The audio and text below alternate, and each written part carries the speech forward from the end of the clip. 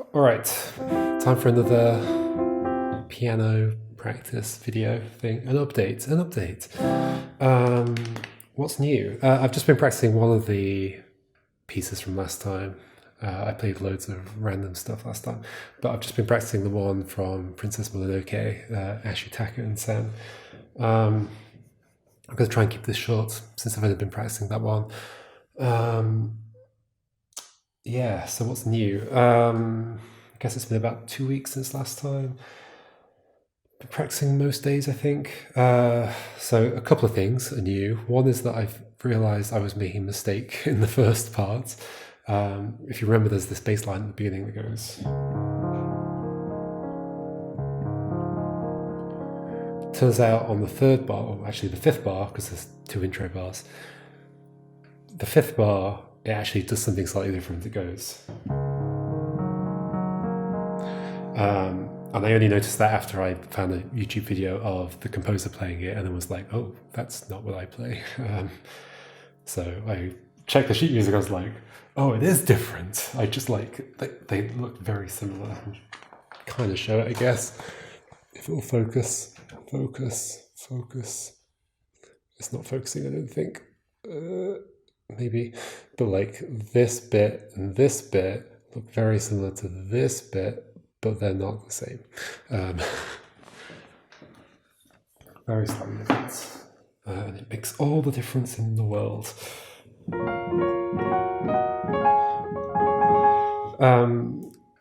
The other bit is that I've learned another 8 bars at the end of where I got to before. I mean, so I knew the right hand for it before, but I didn't know the left hand. I've learned them both.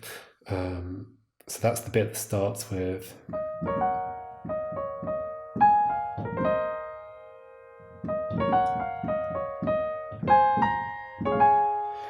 So when you hear that bit, as in including the left, I said that's part of the 8 bars that I've learned. It's the very first couple of bars. Yeah, I guess I'll give it a go. I'm going to make mistakes though, for sure. In fact, this is not the first time I recorded this, but I was making so many mistakes and it was interrupting my flow. So I decided to just restart the recording. Okay, I think we're good. Give it a go. We'll see what happens. Let's not put that around there. Okay. All right. I'll probably, that bass line at the beginning that's changed, this hasn't changed. I've learnt that it's slightly different than what I was playing. That's the hardest bit for me to remember because I had the muscle memory for what I was doing last time, and I had to change that muscle memory. Okay, so.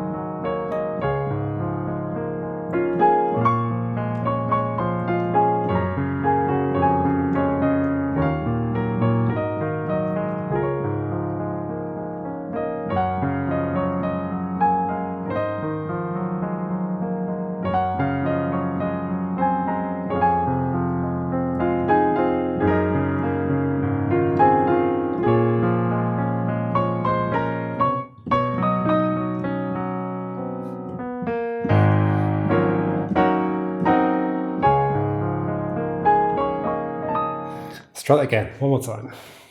That was not too bad, but I started messing up at the end. Okay.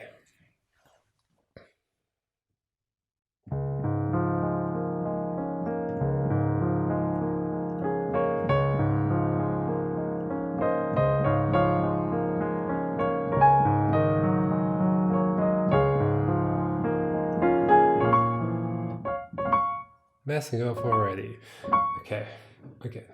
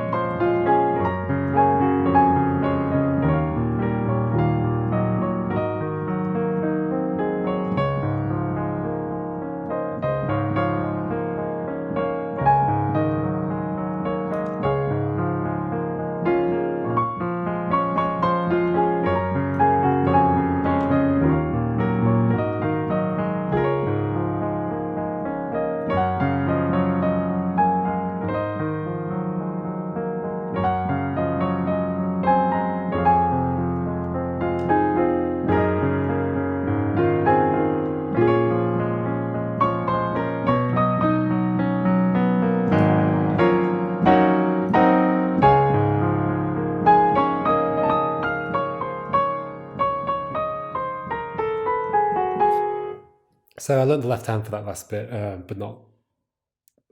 I still know that last little bit I was doing with just my right hand, I haven't learned the left hand for. So yeah, okay, that was a pretty good attempt. I'm happy with that. So, what's interesting about that stuff? Obviously, there's that change in the bass line at the beginning, but also I love that bit towards the end. So I already love the chords that I was playing before with just the right hand. But now I have the left hand for that.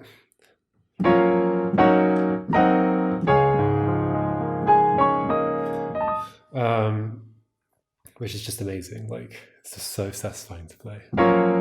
It's such a big moment in the song. It's interesting because like the right hand is just playing some simple chords pretty much.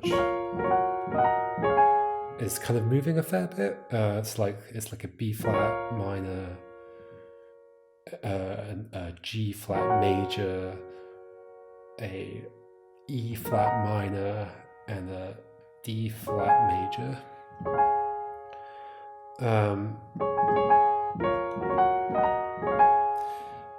But those are just there's just major and minor chords. It's like the basic chords. There's like 3 notes in them and there's nothing particularly interesting about them.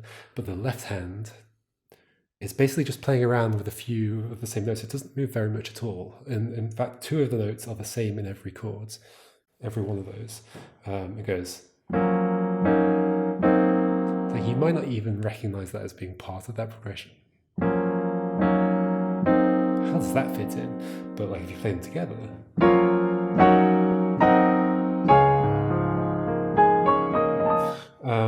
it just sounds so good, right? And so it's adding in. So the first chord, B flat minor, has a B flat, a D flat, and an F in it. That left hand part adds in an F sharp. So it's also got the B flat, the D flat, and the F. So I could play it like this. Also adds in this F sharp, G flat. It's the same note, but in the key I'm in, it's G flat. So it takes it from being this, which is kind of a boring chord. I mean, no chord is boring, but to being this, with a bit of a twang to it. And it does the same for all of the chords. There's a little bit of a jazziness. And I believe, so like in a B flat minor, adding an F sharp, a G flat makes it a B flat minor add 6, I think. And I think it's doing an add 6 to every single chord because the G flat is the 6th note from the root of B flat. So B flat is 1, C is 2, D flat is the next one in this key. Wait, what am I doing? Yes, so, 1 is B flat, C is 2, D flat is 3, so D flat's in the chord, 3, we've got 1 and 3, E flat is 4, we don't have that, F is 5, we have that in the chord, so we've got 1, 3, and 5, that makes it just a basic triad, but then G flat is 6, and we're adding that in, but we're not adding it there, we're adding it down here. But yeah, that's why it sounds so cool. And also the lead in to those chords is really nice. There's this bit where it goes, in fact, I think I'm about to run out of recording time, so I'm gonna cut and resume. All right, we're back. What was I saying? So the lead into those 3 chords, so obviously I love the chord bit.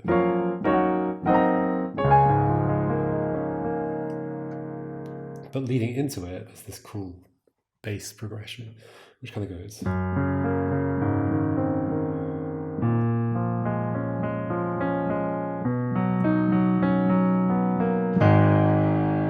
that's kind of technically interesting. I mean, it's not complicated, but so that last note is an A flat, but it's across 3 octaves, which you can't play with one hand. So my right hand has to shift right down here into the bass section of the piano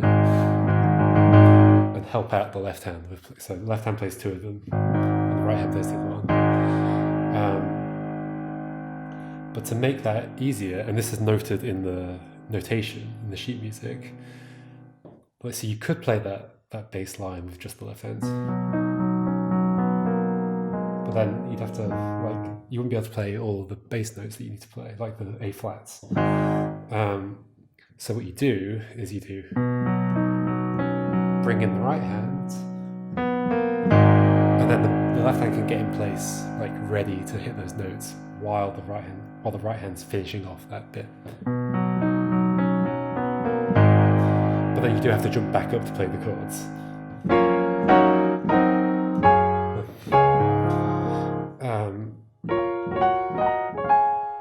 Which is pretty cool. It's just very satisfying to do that. But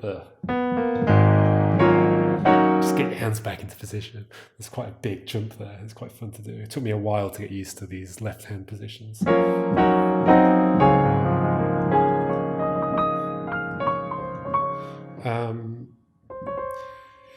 And yeah, at the end of there, the bit that I haven't really learnt yet, where it goes, I've learnt that there's an A in this bit, so it doesn't just go, it goes, it adds the A in, which is outside the key, but it sounds really nice. Which is pretty cool, but that's the next bit I need to learn. I need to learn the left hand for that part. Yeah, that's pretty much it. I need to focus a bit more on what I'm doing with the pedals, I think. I sort of just have it a bit automatic with the pedals. I don't really think about how I'm doing it. I don't know if you can even tell that I'm using it, but I am. I guess for people who don't know, the pedal is for, like, particularly the third pedal, the sustain pedal. Like if I'm not holding it and I go, the notes just like die as soon as I let go of them. The sustain pedal sustains the notes. But the key to playing a song nicely is that you let go of it at the right moments. Because if I like just held the pedal through all of those chords, it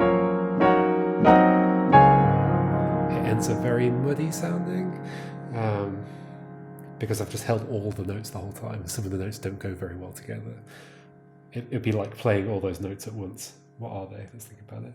It's like that, it's like all. I can't play all these notes at once. Something like that. It's like a lot of notes that shouldn't go together. So you need to like release at the right time. And for most of it, I'm pretty automatic about it. Basically, if I'm changing a chord or if I'm going to a new bar, basically, because typically each bar is its own chord, I'll like let go of the piano. The piano. I'll let go of the pedal. For that first bit where it's like that bass line for a while, I'll just hold it down the whole time because it's the same chords for 4 bars basically. So there's no real point to let go except for like, there is a point to let go, and I think I do let go, which is if I did this. It sounds okay, but like you can hear the clashing slightly. But it should be like, I guess I still end up clashing there. I think that's fine.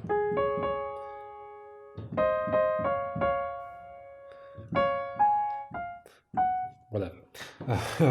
But yeah, I'm not really thinking about it that much. I'm just sort of doing it automatically. But during those chords, I have to be careful to make sure I go. I'm releasing the pedal on every single chord there. Otherwise, you end up with a big mess. Yeah, that's pretty much it. It's going well. But yeah, as you see, 2 weeks. And I have been playing probably every day. Maybe not. Like only like half an hour or so every day, but still, it takes a while. But now I can get on with the next bit. How much is left? 1, 2, 3, 4, 5, 6. Oh, there's a weird bar there with only 2 beats in it. Fun. 7, 8, 9, 10, 11, 12. So there's 12 bars until it gets to a nice, like, quiet, slow bit that kind of goes.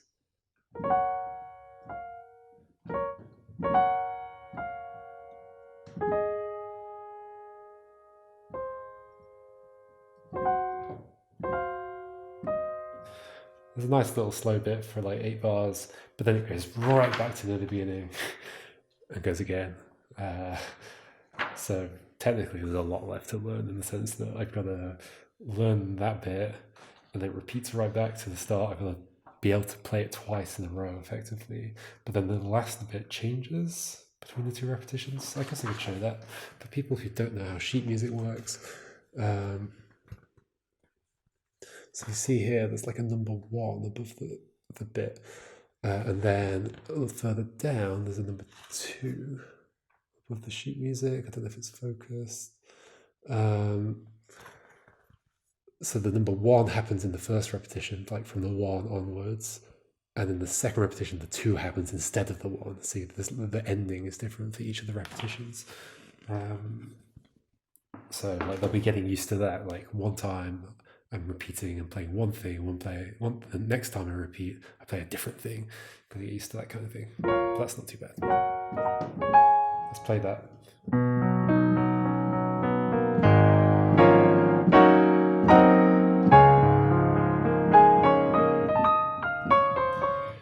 Yep, I did take a little look at the left hand for the next bit, and it's weird.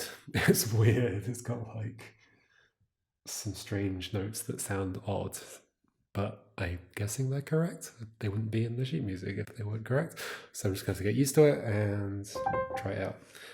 That's pretty much it.